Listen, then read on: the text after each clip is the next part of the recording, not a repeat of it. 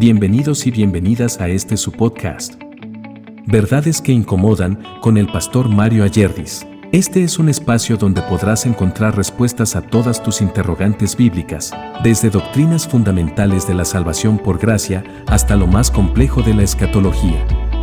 Haz de este lugar tu casa y de nosotros tu familia. Acompáñanos.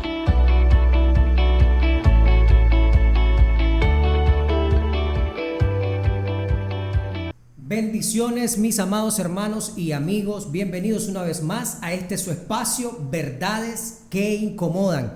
Estaremos hablando el día de hoy de un tema bien polémico, un tema que hasta se ha sacado de su contexto para poder predicar en estos tiempos acerca de él. Y para profundizar en este tema también tenemos aquí al pastor Mario Ayerdis. Bendiciones, pastor. Bendiciones, hermano. Pastor, este tema, el que queremos tocar el día de hoy, es bien polémico. O sea, se ha hablado mucho de que este tema habla de la situación actual del mundo y estamos hablando del famoso Mateo capítulo 24, que es donde Jesús dijo: no os engañéis, vendrán Cristo, oiréis de guerra, rumores de guerra. Y muchos predicadores, muchos lados de la iglesia, ramas del cristianismo, han dicho de que este tema es previo al arrebatamiento y que ya estamos viviendo. Pastor, ¿ya estamos viviendo el cumplimiento de Mateo capítulo 24? No, es una mala interpretación prácticamente, porque si nosotros vemos Mateo 24 y sus paralelos, Marcos 13, Lucas 21, nos damos cuenta que está hablando prácticamente de la gran tribulación. Y lo importante es leer desde el capítulo 24, verso 3, ¿verdad? Hasta el verso 14, 15 aproximadamente. Hay una primera etapa que se cumple y es en el tiempo de la iglesia primitiva, que para ellos tiene que ver con principios de dolores, ¿no? Por la persecución que sufrió la iglesia en su momento. Luego, nosotros, si examinamos bien Mateo 24, yo le puedo dar, por ejemplo, 5, 6, 7 razones por las cuales Mateo 24 no es para la iglesia.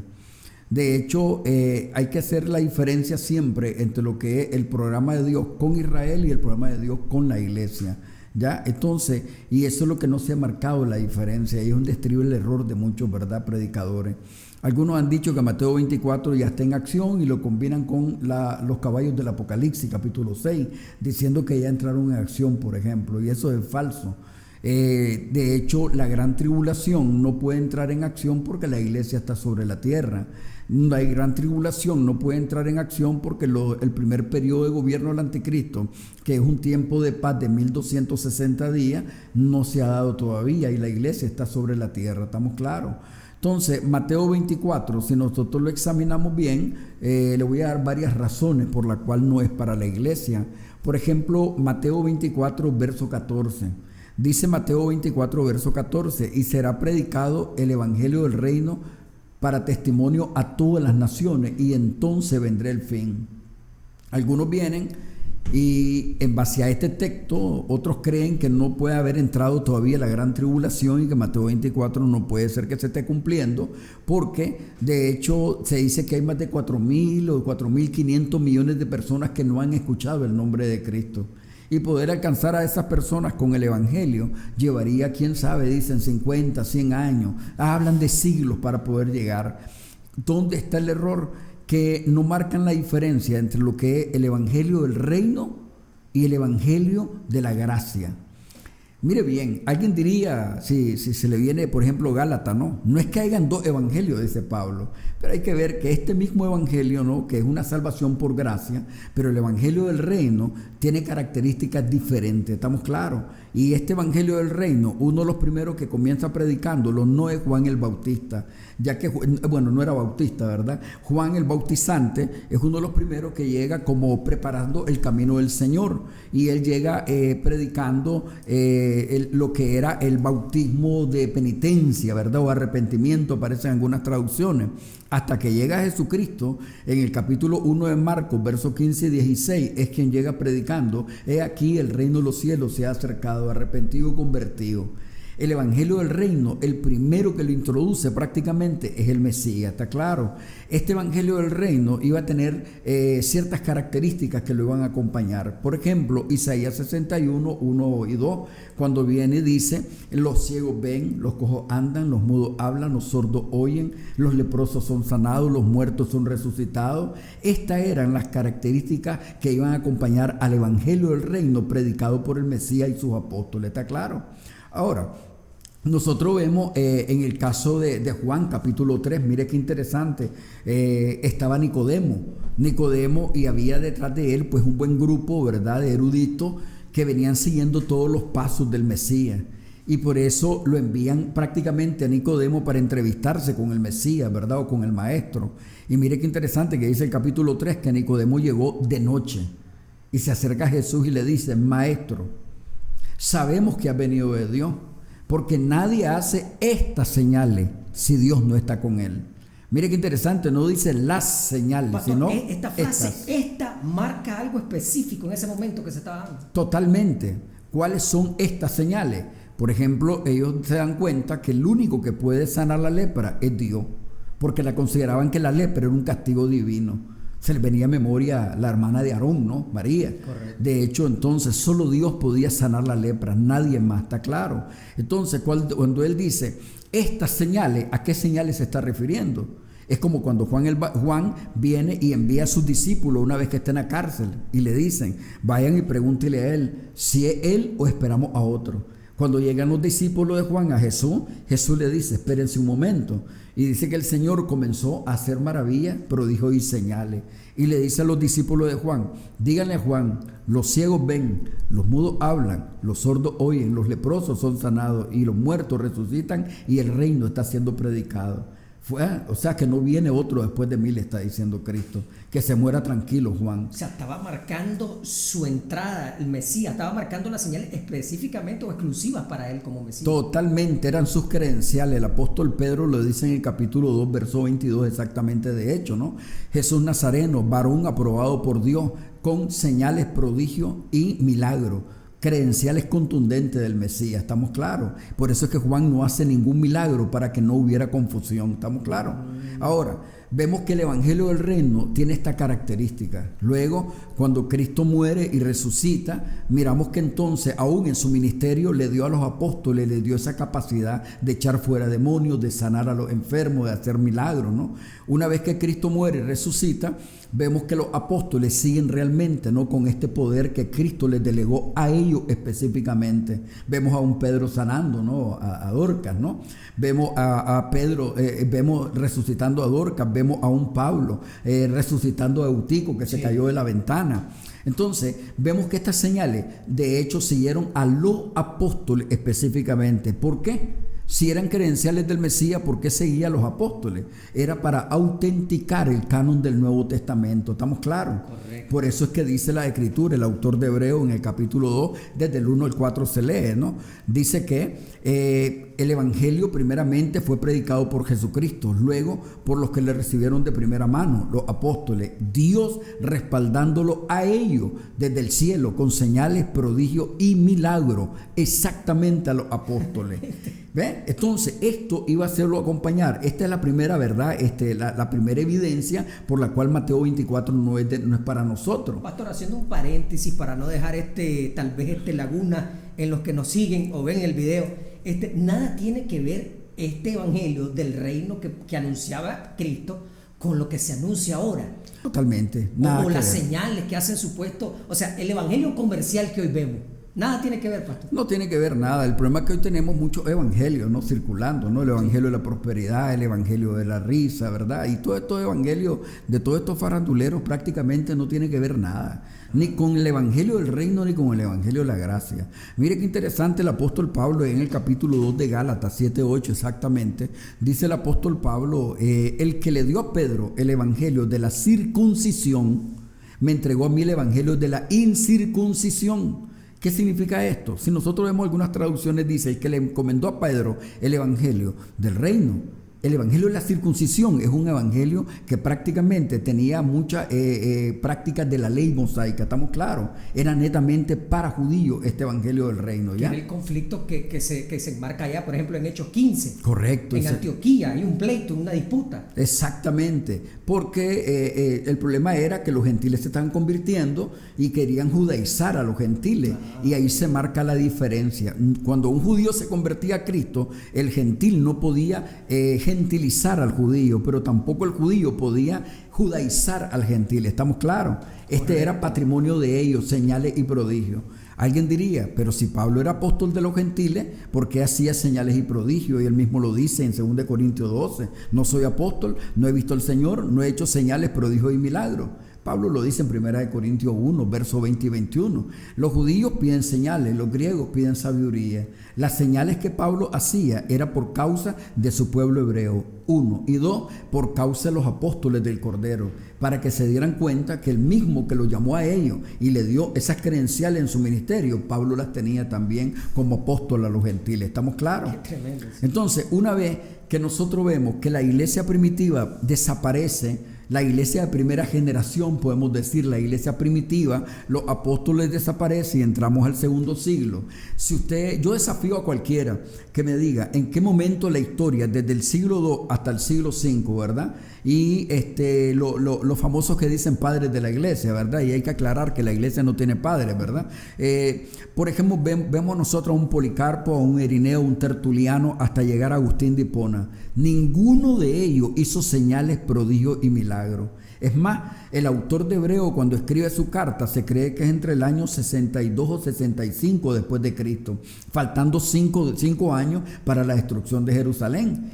Cuando él viene y dice de que las credenciales y Dios respaldando, ¿verdad?, los apóstoles, es porque los milagros venían cesando, venían menguando prácticamente. Ya no se miraban muchos milagros en los tiempos del autor de Hebreo. Ahora, cuando llegamos al segundo siglo, a los cristianos de segunda generación, hasta el siglo V con Agustín de Hipona, ninguno de ellos ni reclamaron esas credenciales, ni se esforzaron por hacer señales y prodigios. ¿Estamos claros? Estaban más centrados en el evangelio prácticamente de la gracia, ¿no? De hecho, Agustín de Hipona se considera como uno de los exponentes de este evangelio de la gracia. Esa sería la primera, ¿verdad?, causa por la cual Mateo no es para nosotros. ¿Ve? La segunda razón por la cual Mateo 24 no es para la iglesia, ¿verdad?, y no es para estos tiempos, es porque después del verso 14, Mateo 24, 14, llegamos al 20:15. ¿Qué dice el 15, por ejemplo, de ese capítulo? Cuando veáis la abominación desoladora de que habló el profeta Daniel, el que lee entienda. ¿Qué es la abominación desoladora? La abominación desoladora, de hecho, algunos dicen que fue cuando el general Tito destruyó el templo de Jerusalén y cometiendo un gran sacrilegio. Otros dicen que la abominación desoladora que se refiere Mateo es al año 165 a.C., cuando Antíoco Epífanes IV sacrificó una cerda en el templo. Pero eso no es cierto. Porque en el caso del 165, ese fue un hecho histórico que sucedió antes de Cristo. En el caso de Mateo 24, cuando el general Tito destruye en el templo de Jerusalén, el general Tito no sacrifica nada, no se sienta en el lugar santísimo, no puso ninguna estatua como lo hizo el caso de Antíoco Epífanes IV, estamos claros. Ahora, ¿qué es lo que está diciendo? Que cuando hay la abominación desoladora, es lo que está diciendo el apóstol Pablo en 2 Tesalonicenses capítulo 2 verso 4, ¿no?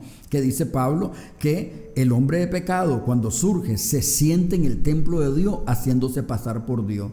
Querer decir que esto lo hizo Tito, esa es una locura. Tito no hizo eso nunca, estamos de hecho, claros. pastor, que hay una rama de la teología, yo creo que son la teología del pacto, que ellos dicen de que Mateo 24 se refiere específicamente a la destrucción del templo únicamente, y que ya eso tuvo su cumplimiento. O sea, ¿es así o? Error totalmente, porque en el caso de Tesalonicenses nosotros vemos que este pasaje es escatológico, tiene que ver con eventos del porvenir, ¿ya? Entonces, y hay que marcar bien la diferencia, porque cuando Mateo 24 dice, cuando veáis la abominación desoladora. De hecho, en el caso del anticristo, una vez que él llega, por ejemplo, hace el tratado de paz, Daniel 9:27, ¿verdad?, con los israelitas y los islámicos. Entonces, usted mire el afán hoy en día en las redes sociales, ¿no?, que se habla de la tercera construcción del templo de Jerusalén. Se dice que todo está listo, no van a necesitar 46 años para construirlo, solo se necesita 90 días, dicen, para poderlo levantar hoy en día. Entonces, este templo que se va a hacer en el periodo de paz, en el primer periodo de gobierno del anticristo, ¿no?, se construye este templo. Después de 3 años y medio de paz, entonces el anticristo violenta el pacto, Daniel 9:27. Entra al lugar santísimo, toma el cordero, porque los israelitas nuevamente vuelven a oficiar los sacrificios. Toma el cordero, lo tira por tierra y se sienta en el lugar santísimo, haciéndose pasar por Dios. ¿Ya? Entonces, Mateo 24:15 tiene que ver con un pueblo específico, porque Daniel fue para los israelitas, no para los gentiles. ¿Estamos claros? Perfecto. De hecho, Daniel nunca mira a la iglesia en ninguno de sus capítulos. Esa sería la segunda razón. La tercera razón por la cual Mateo 24 no es para nosotros, lo vemos en el 24:20, por ejemplo, cuando viene Cristo y dice, miren que vuestra huida no sea invierno ni en día de reposo. Sí, el día de reposo, de hecho, tiene que ver con los israelitas, no con la iglesia. ¿Estamos claros? La iglesia no está sujeta a la ley de Moisés, ¿ya? Entonces, tiene que ver para un pueblo específico que se llama Israel. Tal vez los adventistas dirán, ya viste, ahí estamos nosotros. Lamentablemente, los teólogos del pacto van a tener que estar en ese paquete. Luego tenemos la cuarta, ¿verdad? La cuarta causa por la cual Mateo 24 no es para nosotros. Y eso lo vemos en el verso 21 de ese mismo capítulo. Y dice, y habrá una gran tribulación, cual nunca la ha habido, ni volverá a haber jamás. ¿Estamos claros? La gran tribulación, estamos hablando ese periodo, ¿verdad?, de gran tribulación, que es el segundo periodo de gobierno del anticristo, que son 1260 días, Apocalipsis 13:5, ¿está claro? Dice que 42 meses, ¿no? Esos 42 meses prácticamente se van a ejecutar los 21 juicios de Dios, ¿estamos claros? De hecho, el primer juicio está en acción, que es el primer jinete de Apocalipsis 6, 1 al 2, que tiene que ver con el anticristo, ¿no? Aparece como un mensajero de paz, viene como para resolver los problemas del mundo entero. Entre el primer jinete al segundo jinete de Apocalipsis hay un paréntesis de 3 años y medio, ¿estamos claros? Luego, la gran tribulación, cuando sale el segundo jinete, ahí inicia la gran tribulación, 1260 días. La iglesia no está en el capítulo, desde el capítulo prácticamente 5 hasta el capítulo 19, la iglesia no aparece. Por tanto, no es para la iglesia, está claro. Y la iglesia, según el apóstol Pablo, Romanos 5:9, 1 Tesalonicenses 5:9 y 1:10, 1 Tesalonicenses, la iglesia no pasa la ira de Dios, estamos claros, no estamos sujetos a la ira. Ya hemos sido prácticamente arrebatados, ¿ya? Y de hecho ese es el siguiente punto, ¿no? La quinta razón por la cual la iglesia no es prácticamente, no es, Mateo 24 no es para la iglesia, lo encontramos en el capítulo 24, versos 30 y 31, ¿no? Cuando dice que la señal del Hijo del Hombre se va a aparecer, ¿no? Y se lamentarán todas las tribus de la tierra. Y una vez que aparece la señal del Hijo del Hombre y todo ojo le verá, lo dice Hechos 1:11, Apocalipsis 1:7. Cuando dice todo ojo le verá, esto es literal, estamos claros. Ahí se está hablando la segunda venida de Jesucristo a la tierra, a destruir los ejércitos del mundo, de hecho a hacer limpieza y a establecer su reino, el reino de Dios sobre la tierra. ¿Estamos claros? Pero fíjese qué interesante lo que dice el 31. Una vez que todo ojo le verá, Cristo desciende, se va a Medio Oriente a hacer carnicería. Luego los ángeles aparecen simultáneamente ante la vista de todos los sobrevivientes de la gran tribulación y lo que hacen es raptar a todititos los judíos que están diseminados en el mundo entero. Lo dice el texto, verso 31, ¿no? Enviará a sus ángeles a los 4 ángulos de la tierra. De hecho, pastor, que este texto muchos lo confunden con el arrebatamiento de la iglesia, pero no tienen absolutamente nada que ver con el texto. No es paralelo con Tesalonicenses 4, 16, 17. Porque si nosotros vemos en el caso de Mateo 24, 31, dice que los ángeles van a los 4 ángulos de la tierra a recoger a todos los escogidos. ¿Estamos claros? Los israelitas, exactamente, para llevarlos a Medio Oriente y que tengan su encuentro con el Mesías, ¿ya? Luego, en el caso tesalonicense, dice el Señor mismo. con voz de mando, con trompeta de Dios, descenderá el cielo. Los muertos en Cristo resucitan, los que estemos vivos seremos arrebatados, arpazo. Quiere decir, dice, y tendremos nuestro encuentro con el Señor en el aire. La palabra ar tiene que ver fuera de la atmósfera, ¿estamos claros? Esta es la venida que muchos niegan los teólogos del pacto porque se burlan del arrebatamiento secreto. Se le llama secreto, de hecho los teólogos del pacto lo niegan y gracias a Dios pues verdad que lo nieguen, porque no, y lo digo así porque la realidad por su misma ignorancia, ¿no? Porque como dice Pablo, este es un misterio.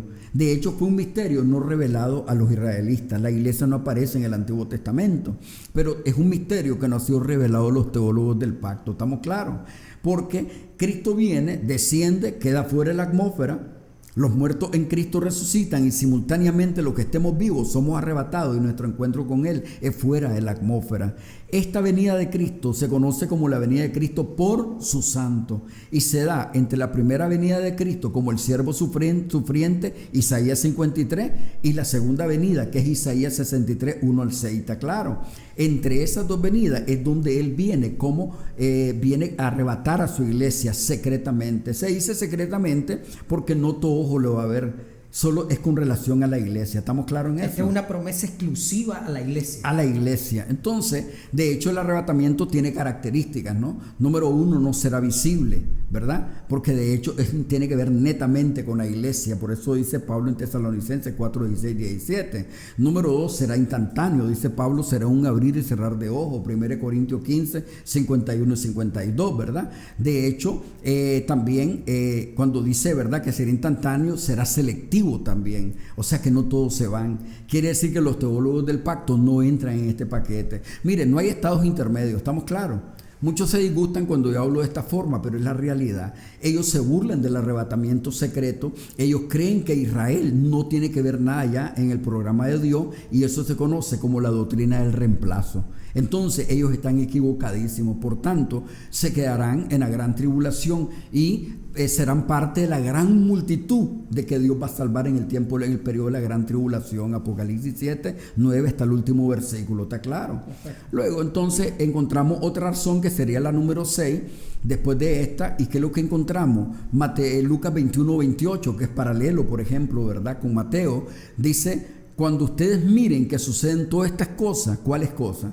Todos los juicios de la gran tribulación que vienen dándose, ¿está claro? Correcto. Erguid vuestras cabezas porque vuestra redención está cerca. Israel, al desechar a su Mesías, su redención quedó postergada para el futuro, ¿está claro? ¿Quién ha sido redimido entonces? Ha sido la iglesia, ha sido redimida, y de hecho los judíos que se convirtieron en el periodo de la iglesia primitiva, ¿estamos claros? Es interesante, pastor. De hecho que este evento, cuando Cristo habla en Lucas, que usted menciona, erguid vuestras cabezas porque vuestra redención está cerca, está hablando del mismo evento que mira Juan allá en Apocalipsis 6, si no me equivoco, donde mira la multitud y le dice que han lavado sus ropas en la sangre del Cordero. O sea, ellos son los que no han sido redimidos en ese totalmente momento. Ya, entonces, ¿qué pasa? Ellos vienen y una vez que dice, erguid vuestras cabezas porque vuestra redención está cerca, según Efesios 1:7, Colosenses 1:14, Primera de Pedro 1, 18 y 19, nos dice que la iglesia ya ha sido redimida. La palabra redimida, ya sabe, hay varias palabras en el griego, agorazo, exagorazo, lutrou, upulutrou, ¿no?, que tiene que ver con rescatar, con comprar, estamos claros, con liberar totalmente. La iglesia ya ha sido comprada a precio de sangre, fue redimida totalmente, no es que vamos a ser redimidos en el futuro, estamos claros. Amén. Por tanto, estas son las 6 razones por las cuales Mateo 24 no es para la iglesia, estamos claros. Tremendo, no ha entrado en acción, que se han dado terremotos, guerra, rumores de guerra, peste, hambre, eso se ha dado a través de toda la historia, ¿no? Los adventistas tratan de enfocar todos estos eventos desde el año 1800 y pico, ¿no?, de terremotos y megaterremotos que se han dado, dicen ellos, pero la realidad que de todos los terremotos que se han dado a través de la historia, no se han cumplido 3 terremotos que están pendientes en Apocalipsis, que esos sí son megaterremotos, estamos claros que va a partir la tierra en pedazos. Entonces, Mateo 24 no es para nosotros, no ha entrado en acción en ningún momento. O sea que no hemos visto ni un poquito de esa profecía cumplirse en este momento. Nunca, mientras la iglesia esté, no se cumple eso. Perfecto, ¿verdad? Agradecemos a todos nuestros amigos y hermanos que nos miraron Les invitamos también a que cada vez que miren un capítulo, poder tomar lápiz y cuaderno, tener su Biblia a mano y poder seguirnos en todos los temas que venimos abordando, los temas escatológicos. Así también es nuestro propósito poder compartir la palabra de verdad con ustedes. Bendiciones. Hasta la próxima. Si este tema te interesó y deseas profundizar en él, contáctanos en nuestras redes sociales, Facebook y YouTube, Verdad y Libertad Nicaragua, Pastor Mario Ayerlis. También puedes solicitar estudios en PDF y videos completos suscribiéndote a nuestro canal de Telegram, detallado en la descripción, y con gusto te atenderemos. Bendiciones.